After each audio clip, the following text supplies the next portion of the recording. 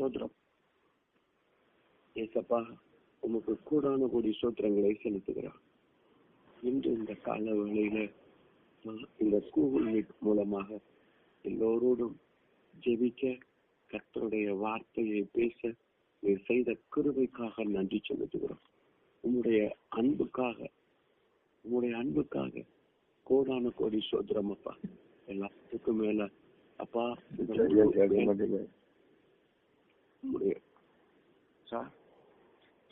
முழு பரிசுத்த ஆவியானவருடைய ஐக்கியம் அப்பா சூழ்ந்திருக்கும்படியாய் கெஞ்சுகிறோம்.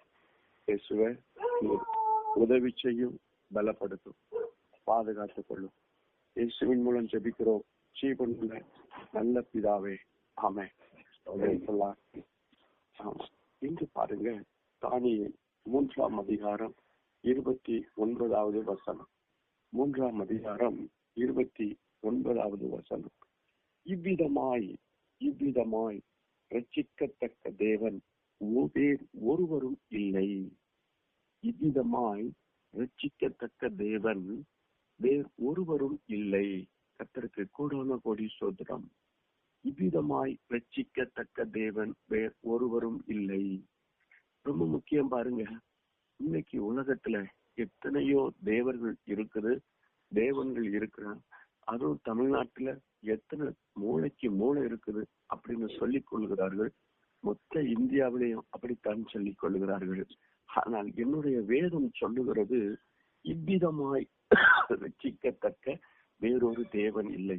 இவ்விதமாய் அந்த தேவன் ரட்சிக்கிறார் என்பதைத்தான் இன்று நாம் பார்க்க போகிறோம். பாருங்க, ஒரு தானியேல் புத்தகத்திலேயே தான் நாம் பார்க்க போகிறோம். தானியேல் புத்தகம் 3ஆம் அதிகாரம் 22வது வசனம். ராஜாவே சொல்றாரு பாருங்க.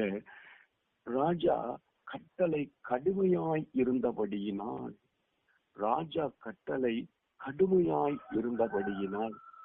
இன்னைக்கு பாத்தீங்க அப்படின்னா, ராஜஸ்தான் மாநிலத்துல இப்ப 2 நாள் 3 நாள் தினங்கள் இருக்கும்னு நினைக்கிறேன், ஒரு பெரிய சட்டம் நிறைவேற்றப்பட்டிருக்கிறது. வேதத்தை வச்சுட்டு போகக்கூடாது, வேதத்தை கொண்டுட்டு போகக்கூடாது, எல்லாருக்கும் ஜெயில் தான். 4 பேர் கூடி ஜெபம்னா ஜெயிலு, எல்லாம் ஜெயிலு. 4 பேர் கூடி ஒரு இடத்துல ஆலயம் வைத்திருந்தா அந்த இடம் இடிக்கப்படும். யார் ஒருவர் மதம் மாறினாலும் சரி, மதம் மாறுவதற்கு உதவியா இருந்தாலும் சரி, அவர்கள் தண்டிக்கப்படுவார்கள், அவர்களுக்கு ஆயுள் தண்டனை கொடுக்கப்படும். இப்படி ஏகப்பட்ட சட்டங்கள் வந்தது பாருங்க. ஆனால் அவர்களுக்கு ஒன்று மட்டும், இவ்விதமாய் ரட்சிக்கத்தக்க தேவன் வேற ஒருவரும் இல்லைன்னு தெரியல. இவங்கள் வணங்கி கொண்டிருக்கிற இயேசு கிறிஸ்து எப்படி ரட்சிப்பார்னு தெரியல. இந்த ராஜா அன்று 2000 வருஷங்களுக்கு முன்பு ஒரு கட்டளை போட்டான். பயங்கரமான கட்டளை. அது என்ன கட்டளை?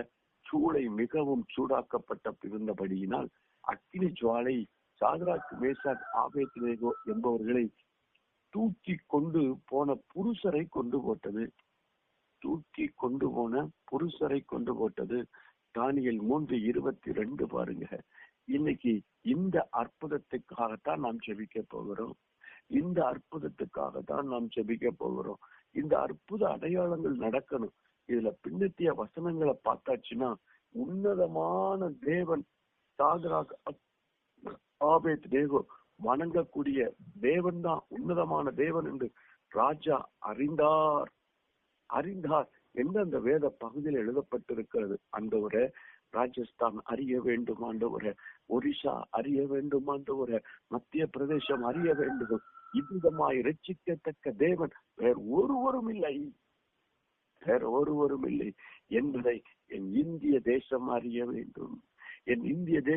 வேண்டும். அதுக்காகத்தான் நம்ம அப்படி கால வேளைகள்ல ஒவ்வொருவரும் ஆங்காங்கே உண்மையாய் நாம் ஜெபித்துக் கொண்டிருக்கிறோம். எதற்காக? இந்த தேவனின் அற்புத அடையாளம் என் தேசத்தில் எழுப்புதல் தீயாய் பற்றி எறியணும் ஆண்டவரே. இவ்விதமாய் அவங்களுக்கு தெரியல.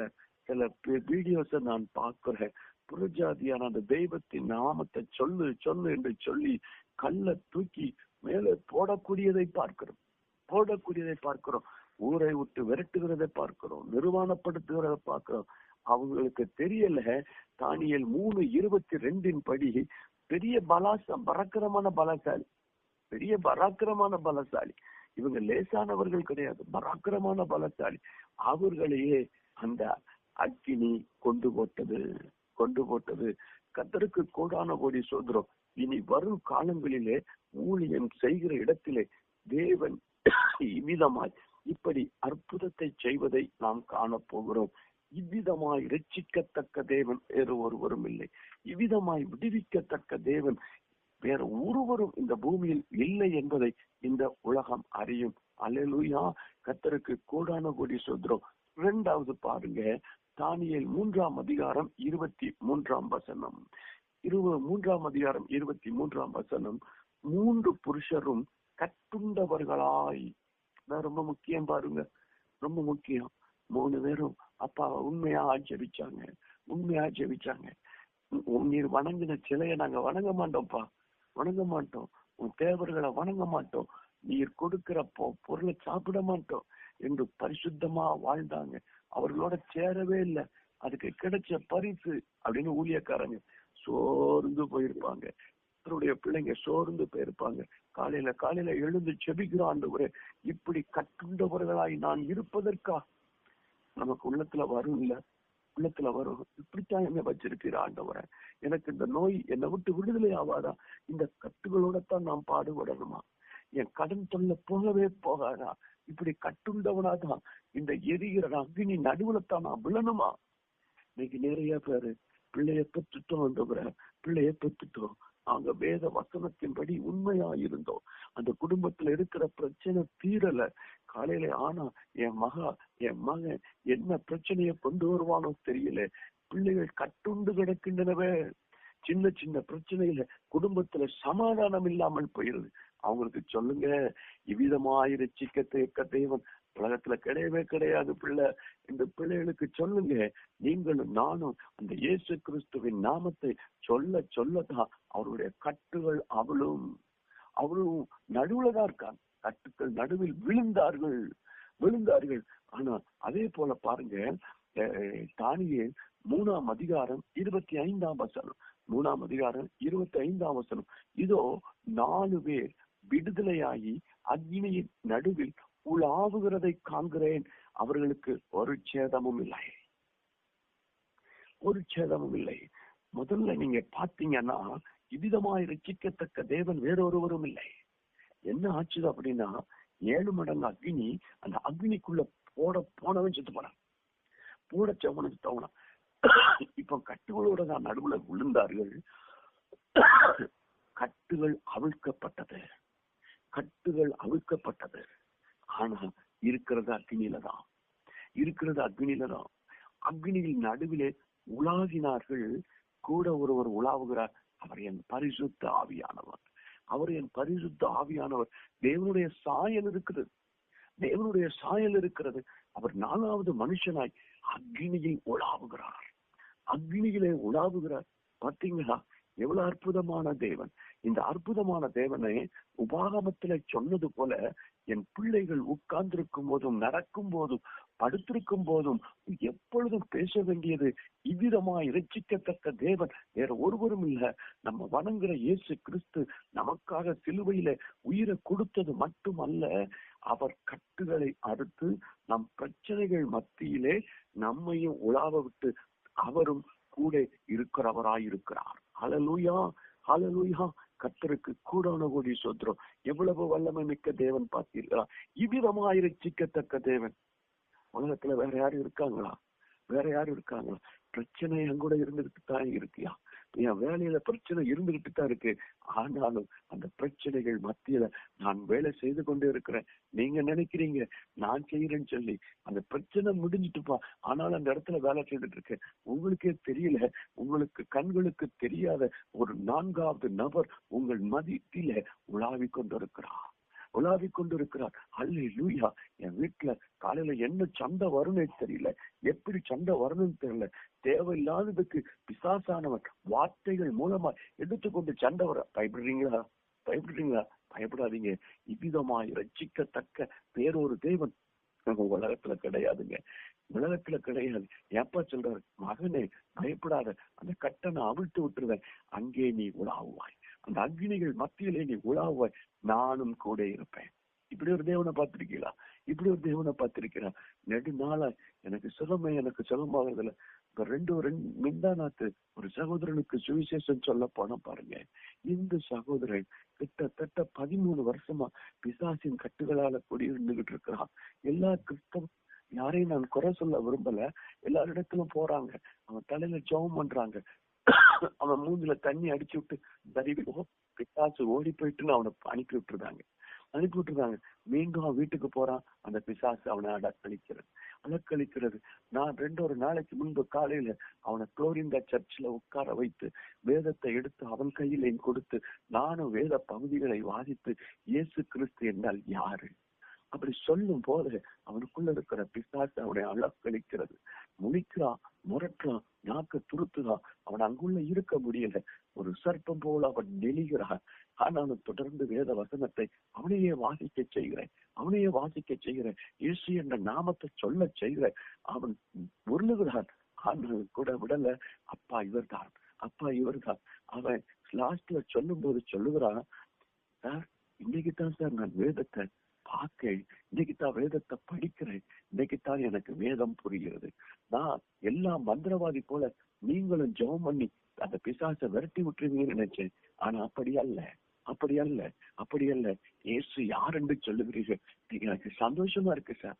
இன்னைக்கு நம்ம அநேகர் இயேசுவை காட்டாம நான் ஒரு பெரிய ஜெப வீரன் ஒண்ணும் செய்ய முடியாதுங்க. நீங்களும் நானும் அந்த கட்டுகள் மத்தியில நிற்க முடியாது.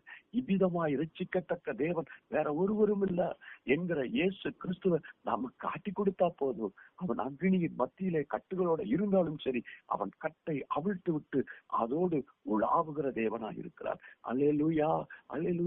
யாரிடத்திலே சுவிசேஷம் சொல்லும் போதும் இதைத்தான் சொல்லணும். நான் ஜெபிக்கிறேன் பிரதர், ஆனால் நீங்கள் இயேசுவை பிடித்துக் கொள்ள வேண்டும். நான் உங்களுக்காக ஜெபிக்கிறேன் பிரதர், ஆனால் நீங்கள் வேதத்தை வாசிக்க வேண்டும். அவனுக்கு இயேசு கிறிஸ்துவையும் சத்தியத்தையும் காட்டணும். சத்தியத்தை நாம அறிந்து கொண்டால் அவன் கட்டுகள் அவிழ்ந்துரும். அந்த அக்னியின் மத்தியிலே அவன் உலாவுகிறத பலத்தை பெறுவான். எசப்பாவுக்கு நன்றி சொல்லுவோமா? இவ்வளவு பெரிய வல்லமை மிக்க தேவன் பார்த்தீங்களா? இவ்விதமாய் இரட்சிக்கத்தக்க தேவன் வேறு ஒருவரும் இல்லை. அடுத்து பாருங்க, இந்த தேவனுடைய அற்புதத்தை பாருங்க. இவ்விதமாய் இவர் இரட்சிக்கிற தேவன் கிடையவே கிடையாது. தானியேல் 3ஆம் அதிகாரம் 27ஆம் வசனம், இதோட பார்த்து முடித்து விடலாம். அந்த புருஷருடைய சரீரங்களின் மேல் அக்கினி பலன் செய்யாமல்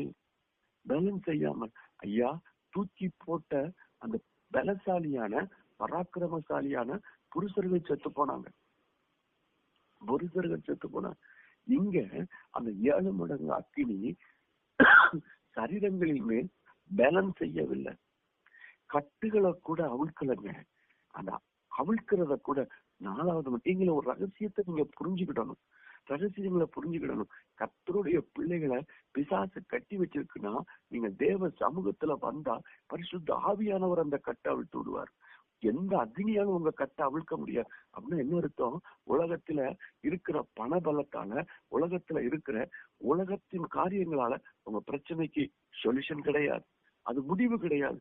ஆவியானவர் வருவார். அந்த அக்னிக்கு ஊடாய் அந்த கட்டை அவிழ்ப்பார். அந்த கட்டை அந்த அக்னி பலன் செய்யல பத்தியா, அந்த சரீரத்தின் மீது பலன் செய்யல பத்தியா, இதை நீங்கள் அறிந்து கொள்ள வேண்டும். இவ்விதமாய் ரட்சிக்கத்தக்க தேவன் கிடையவே கிடையாதுங்க.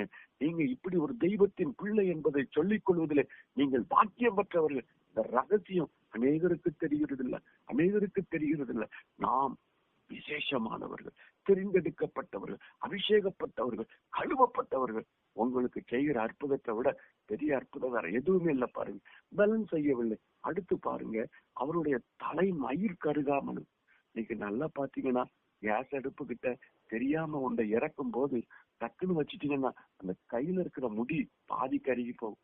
நான் அடுப்புல திடீர்னு இருந்து ஏதாவது ஒன்று செய்ய போகும்போது நம்ம திடீர்னு போறனால அதுல அப்பியாக்கல்ல பாத்தீங்களா, அந்த கேஸ் நெருப்பானது முடியெல்லாம் கருகி போகும், ஒரு ஸ்மெல்லே எடுக்க ஆரம்பிச்சிடும், கையில இருக்க எல்லா முடியும் கருகி போகும்.